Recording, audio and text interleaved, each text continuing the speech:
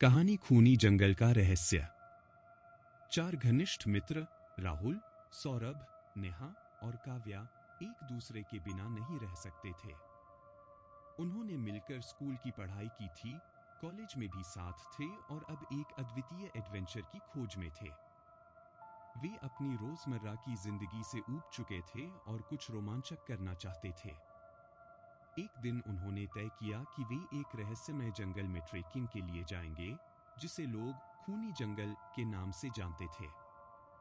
यह जंगल एक पुरानी कहानी का केंद्र था, जिसमें कहा गया था कि वहां किसी भूतिया आत्मा का वास है। वे चारों अपनी ट्रेकिंग की योजना बनाकर एक छोटे से गांव में पहुंचे, जो उस जंगल के पास था। गांव वालों ने उन्हें जंगल में न जाने की चेतावनी दी, परंतु दोस्तों ने इसे एक साधारण डरावनी कहानी मानकर अनदेखा कर दिया। अगले दिन सुबह सुबह वे अपने जरूरी सामान के साथ जंगल की ओर चल पड़े। जंगल घना और अंधकारमय था। जैसे जैसे वे अंदर बढ़ते गए, अजीब अजीब आवाजें सुनाई देने लगी। कभी किसी के हंसने की आवाज तो कभी किसी के रोने की।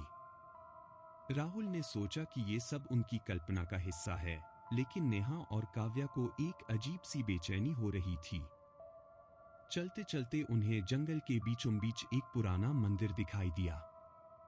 मंदिर का द्वार टूटा हुआ था और चारों ओर लताओं ने घेरा बना लिया था। सौरभ ने हिम्मत करके मंदिर में घुसने का सुझाव दिया। मंदिर के अंदर घुसते ही उनकी आंखों के सामने एक पुरानी किताब पड़ी थी। किताब खोलते ही वे चारों एक भयानक कहानी में उलझ गए। किताब में लिखा था कि इस जंगल में एक पागल तांत्रिक रहता था, जिसने अपनी आत्मा को अमर बनाने के लिए कई निर्दोष लोगों की बलि दी थी। वह तांत्रिक अब एक आत्मा बन चुका है और उसी मंदिर में वास करता है। जिस किसी ने भी उसकी शांति भंग करने की कोशिश की, उसे उसने मार डाला। जैसे ही उन्होंने किताब बंद की, मंदिर के द्वार खुद ब खुद बंद हो गए। नेहा ने देखा कि मंदिर के अंदर की मूर्तियां धीरे धीरे हिलने लगीं। अचानक एक जोरदार आवाज आई और मंदिर की दीवारों पर खून के धब्बे दिखने लगे। सभी ने एक दूसरे का हाथ पकड़ लिया और भागने की कोशिश की, लेकिन द्वार नहीं खुला। रात होते ही मंदिर के अंदर की स्थिति और भयानक हो गई। चारों दोस्तों ने देखा कि दीवारों पर खून के धब्बे बढ़ते जा रहे हैं और वे अपने आप हरकत में आ रहे थे। मंदिर के एक कोने से अचानक भूतिया छायाएं उभरने लगीं, जिनकी आंखें जलती हुई अंगारों जैसी थीं। राहुल ने सुझाया कि वे एक स्थान पर एकत्र होकर एक योजना बनाएं।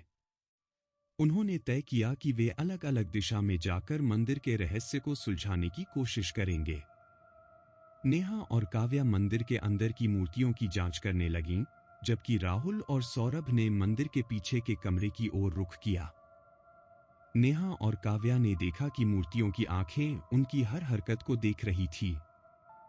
उन्होंने मूर्तियों के नीचे एक गुप्त दरवाजा पाया, जो एक गुप्त तहखाने की ओर जाता था। उसी समय राहुल और सौरभ ने पीछे के कमरे में एक पुरानी तस्वीर पाई, जिसमें तांत्रिक की आत्मा को दिखाया गया था।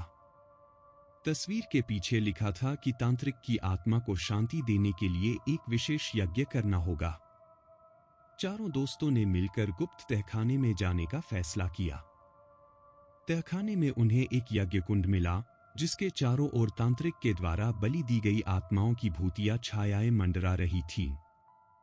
उन्होंने यज्ञ शुरू किया, लेकिन तांत्रिक की आत्मा ने अचानक प्रकट होकर उन्हें रोकने की कोशिश की। आत्मा ने अपने जादू से मंदिर को हिला दिया और भूतिया आवाजें गूंजने लगीं। राहुल ने साहस दिखाते हुए यज्ञ कुंड में मंत्रोच्चार करना शुरू किया, जबकि सौरभ, नेहा और काव्या ने तांत्रिक की आत्मा का ध्यान भटकाने की कोशिश की। जैसे जैसे मंत्र पूरा होता गया, तांत्रिक की आत्मा कमजोर होती गई। आखिरकार मंत्र पूरा होते ही आत्मा ने एक जोरदार चीख मारी और गायब हो गई। मंदिर के द्वार खुल गए और चारों बाहर आ गए। वे सभी थके हुए थे, लेकिन उनकी दोस्ती और भी मजबूत हो गई थी।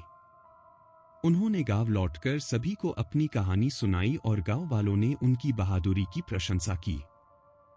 अब वह खूनी जंगल एक शांत और सुरक्षित जगह बन गया था, जहां किसी भी आत्मा का भय नहीं था। चारों दोस्त इस रोमांचक और भयानक अनुभव को कभी नहीं भूल पाए। उनकी दोस्ती ने उन्हें इस कठिनाई से बाहर निकाला और उन्होंने साबित कर दिया कि सच्ची मित्रता किसी भी डर का सामना कर सकती है।